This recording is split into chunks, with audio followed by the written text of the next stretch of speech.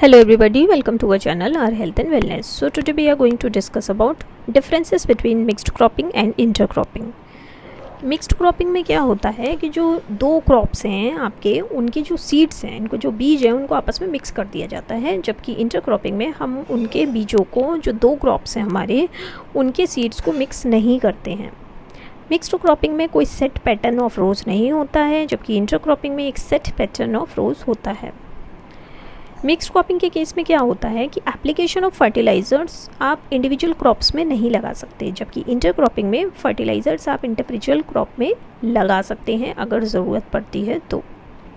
Mixed cropping का target होता है कि क्रॉप फेलियर ना हो, उसका रिस्क कम हो जाए, जबकि इंटरक्रॉपिंग का टारगेट होता है आपकी जो पर यूनिट एरिया प्रोडक्टिविटी है वो बढ़ जाए। मिक्स्ड क्रॉपिंग के केस में क्या होता है कि आपका जो प्रोडक्ट है वो मिक्स्ड होता है, स्पेसिफिक क्रॉप का नहीं होता है, तो उसी को मार्केट किया जाता है, उसी को कंज्यूम करना पड़ता है।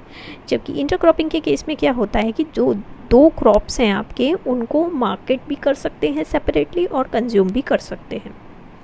मिक्स्ड क्रॉपिंग के केस में क्या होता है कि उसकी जो हार्वेस्टिंग है उन क्रॉप्स की सेपरेटली नहीं कर सकते, जबकि इंटरक्रॉपिंग के केस में क्या होता है कि दोनों क्रॉप्स आप अलग अलग हार्वेस्ट कर सकते हो। पेस्टिसाइड्स को इंडिविजुअल क्रॉप पर आप नहीं लगा सकते in case of mixed cropping, जबकि पेस्टिसाइड्स आप इंडिविजुअल क्रॉप में अगर ज़रूरत पड़ रही है तो आप लगा सकते हो in case of intercropping. So that's all for the day.